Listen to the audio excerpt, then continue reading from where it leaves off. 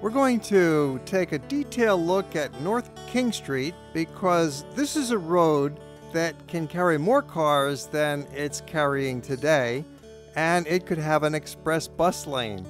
Currently, North King Street is 6 lanes wide for most of its length. However, parking is allowed on both sides, so that reduces the actual width to 4 lanes. This is very inefficient use of a major thoroughfare, especially at rush hour. So now we're going to take a close look at this road, and then we're going to examine how it could be improved and better serve our traffic situation in Honolulu. North King Street exits from the freeway right before the Middle Street intersection, and it goes for about 2 miles into downtown, and we're going to find it goes from 4 lanes to 6 lanes to 5 lanes back to 4 lanes. It keeps changing in width, so it's not as useful as it could be. North King Street can very easily become 6 lanes for the entire length. North King has just 2 lanes at the start, then quickly widens to 4 lanes, and then 6 upon reaching Umi Street. It continues wide until just past Mokauea Street, 7 blocks later, where it narrows to 5 lanes. It remains narrow for the next 4 blocks until reaching Kalihi Street. This narrowing is caused by a very wide sidewalk, a garbage dumpster, some parking lots with no actual buildings in the way. It would be relatively simple to add a lane here and move the utility poles. Beyond Kalihi Street in the long block passing Farrington High School, King breezes along as 6 lanes, but a lane of parked cars reduces this to 5. At the intersection with Houghtailing, it is still 6 lanes, but striped as 5 lanes, with the very wide right turn lane that 2 lanes of cars usually squeeze into. Yet another example of the inefficient, thoughtless planning of this roadway. The intersection on the other side of Houghtailing is partly blocked by an old wooden building on the Mokauea side that juts into the roadway, taking up a lane and obstructing traffic. This is one of only 2 small old wooden structures that probably need to be removed for the widening project. Not bad for a complete 2-mile enhanced corridor.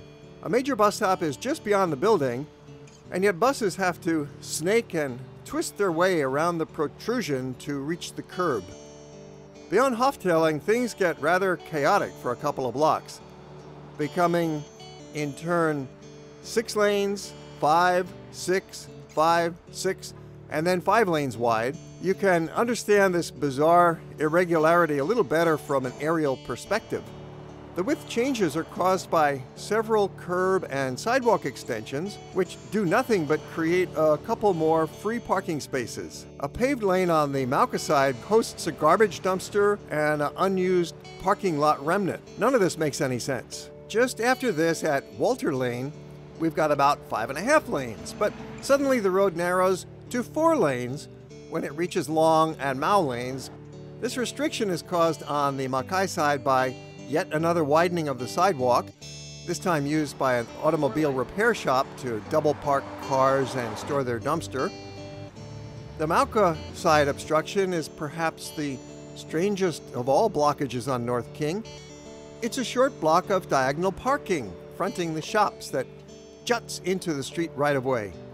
It's like a little stretch of quaint New England village with angled parking, convenient for customers, but not very appropriate for downtown Honolulu.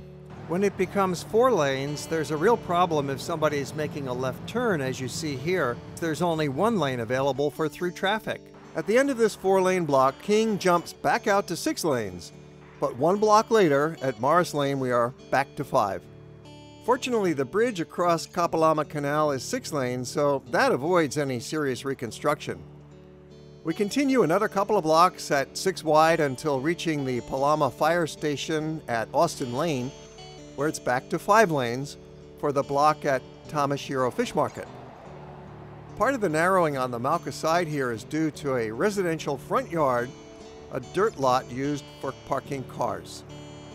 After this, at Kaumakapili Church, we are back out to 6, but then 2 blocks later at Pool Lane, you guessed it, back to 5. This narrowing of the street is created once again by an arbitrary extension of the sidewalk, which here is littered with abandoned shopping carts and with a small used car lot at the corner of Akapo Lane. The Makai side then expands to 3 lanes, but the Mauka half of King goes down to 2 lanes because of a parking lot and a storage area for slabs of marble. Not a very important use of land for a main road in our primary urban center. In the final block before Kalihi Street, we are back out to 6 lanes. And then King rolls into downtown where it meets Farrington Street at Ala Park, briefly enjoying a grand combined width of 12 lanes.